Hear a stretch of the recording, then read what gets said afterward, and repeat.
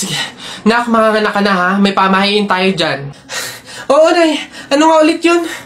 Huwag kang magagalit o maiinis kapag nanganganak ka na. Ha? Bakit? Kasi daw maaari magkaroon ng kapansanan yung anak mo.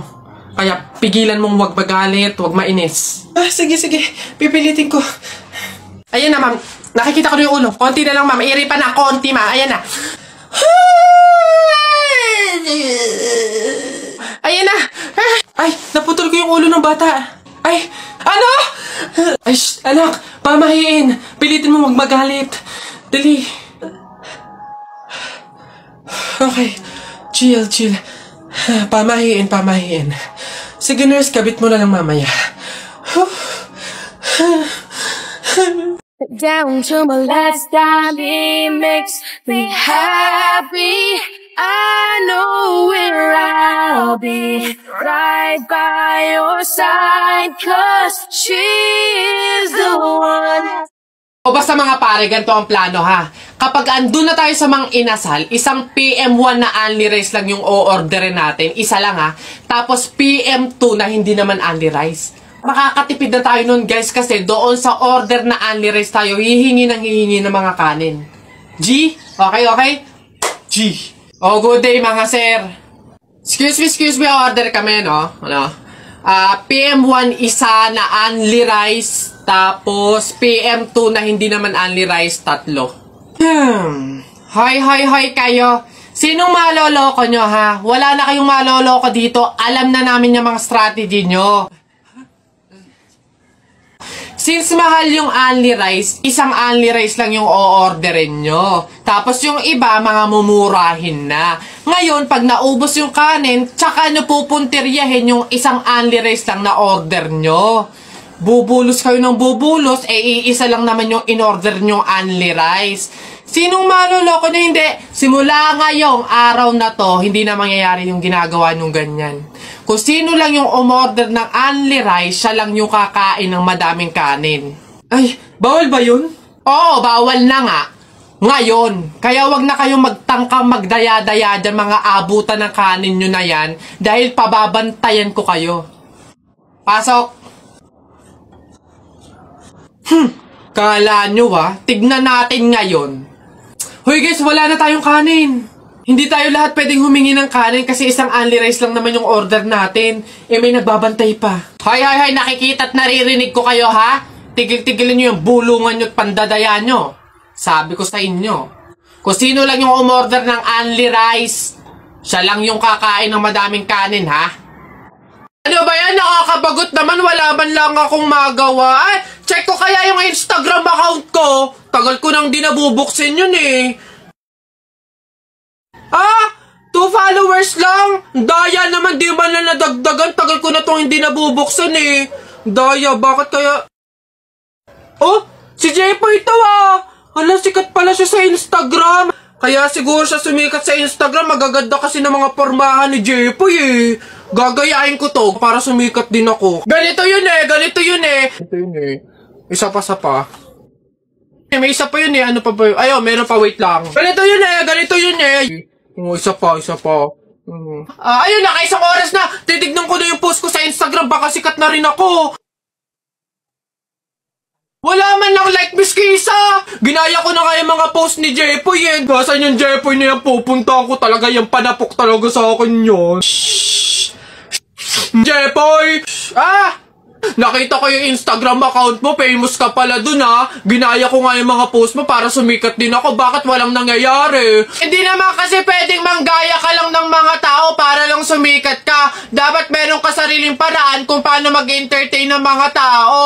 Paano ba kasi sumikat kagaya mo? Paano magkaroon ng madaming followers sa Instagram? Kung gusto mo talaga sumikat, meron akong isang paraan na naisip. Pumunta ka sa TikTok account ni Kuya Kenkoy, tignan mo yung bio niya doon, tapos click mo yung link. Ayun talaga, magkakaroon ka ng madaming followers sa Instagram. Excuse me po, magtatanong lang po, mawalang galang na. Wala po kasi kaming chicken oil dun sa table namin. Hihingi lang po sana ako. Ha? Chicken oil? Bakit? Dahil buto-buto na yung manok mo. Para saan? Para yun naman yung ulamin mo ng ulamin kapag bubulos ka na ng madaming kanin.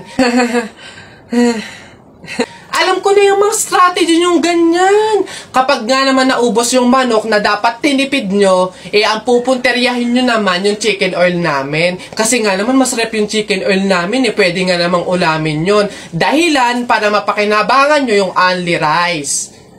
Alam ko na yan, wala na kayong mauuto dito. Visit? Akala nyo, banu-banu ako, no? Akala nyo, hindi ko malalaman yung iba pang mga strategy nyo. Hindi po to chicken oil. Wala po tong lasa. Ay, wow! Ikaw pa tong nag-inarte. Alam mo, kulang pa nga yan eh. Asin. Budburan mo ng asin para magkalasa. Chicken oil, chicken oil. Wala na, ubos na.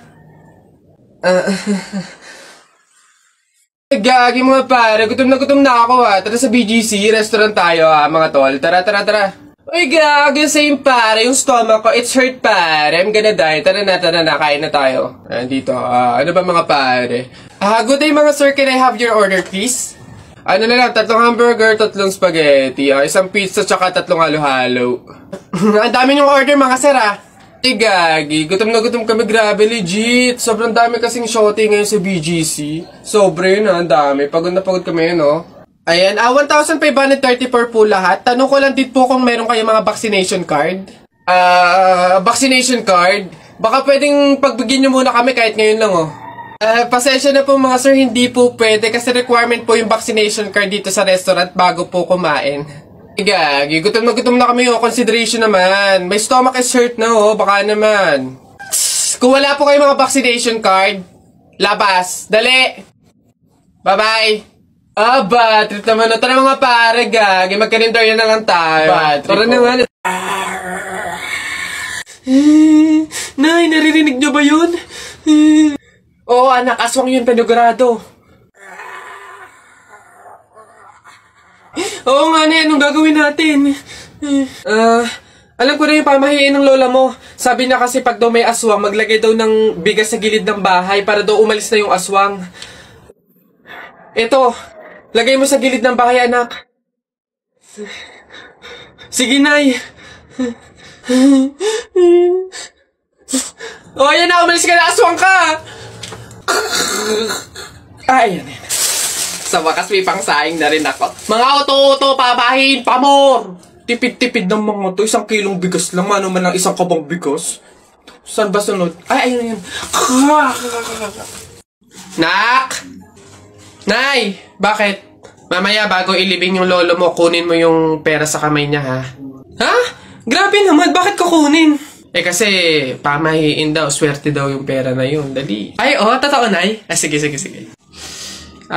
Lo, tabi-tabi lang po muna ha. Kukunin ko lang po yung pera kasi sabi po swerte daw po yun. Hoy! Anong swerte? Walang makikinabang na swerte ko hanggang sa huli kong hantungan. Dadaya ng mga to swerte. Ako na nga tong namatay, aagawan nyo pa ako ng swerte. Makaranas man lang ako ng swerte sa langit, no? Akin yan! Swerte. Ayan na. Pare, nabilitaan mo na ba? Patay na doon si Kuya Tonyo. Ay, Kaya pagkatapos natin dito sa burol ni Ka Flora, daan tayo doon sa burol ni Ka Tonyo. Ay, ganun ba? Di bali na lang, Mare. Pamahiin kasi yun na bawal pumunta ng 2 burol sa isang gabi kasi daw may pamilya daw nila na mamamatay din. Wag na lang. Ay, ganun ba? Sayang naman ang dami daw pagkain doon. Ang sasarap pa. Ay, ha? Alam mo, hindi naman totoo yung mga pamahiin na yan. Yung mga joke-joke lang yan ng mga matatanda. Alam mo, tara na doon. Mga nagpapautulan sa mga pamahiin na yan. Mas madami pa ng pagkain doon. Dito, puro biskwit lang.